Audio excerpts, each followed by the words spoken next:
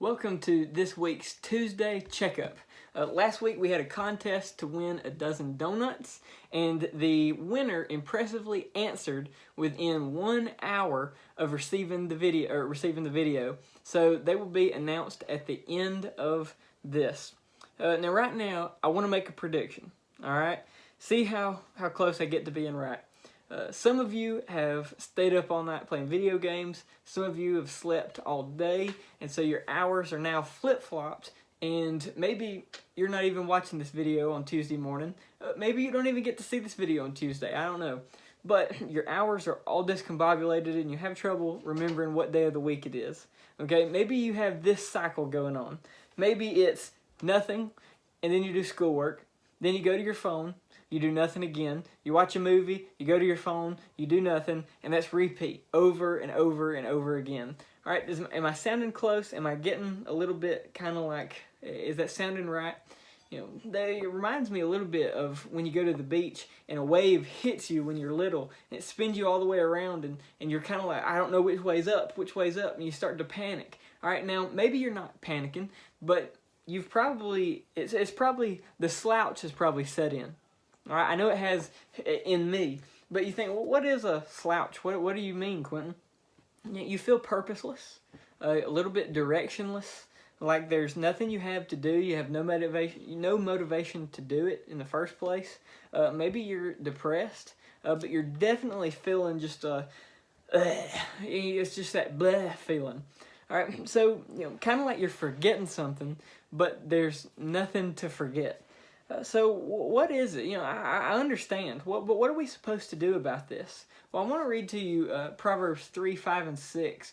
In 3:5, it says, "Trust in the Lord with all your heart and lean not on your own understanding."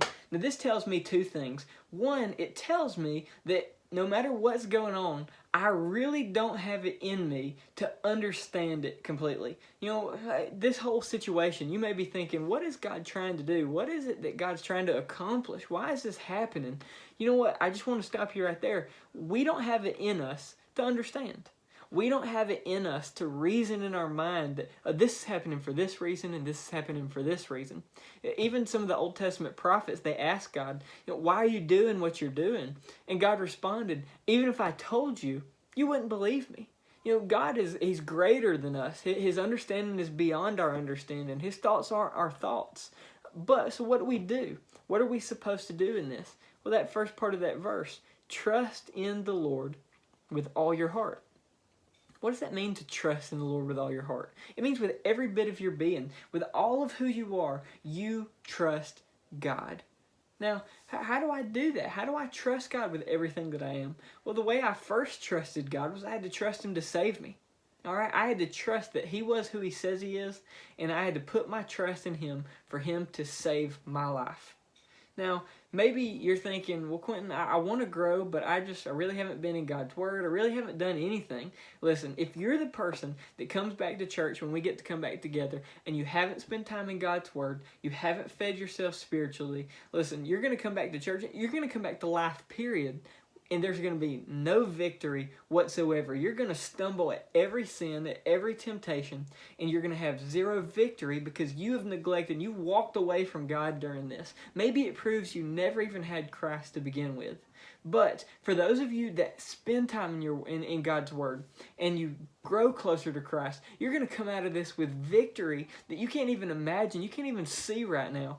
In this next verse, this Proverbs 3:6, it says, "In all your ways submit to Him, and He will make your paths straight." What does that mean? Well, if you remember last week, at the end of our video, we had a contest, and the contest was that you had to connect all 9 of these lines with all 9 of these dots with 4 lines. All right, now, what does that have to do? This wasn't really the contest to win the donuts, but I want you to see what it means for us to connect the dots in God's way.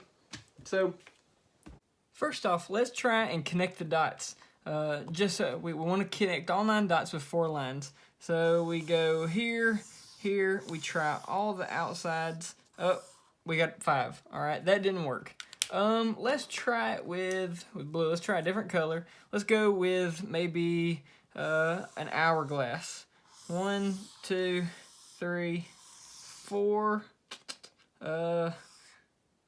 5, 6, 7. No, that didn't work. All right, so how are we supposed to do this? How is this supposed to get accomplished? All right, you ready? 1, 2, 3, 4. There you go. We got it.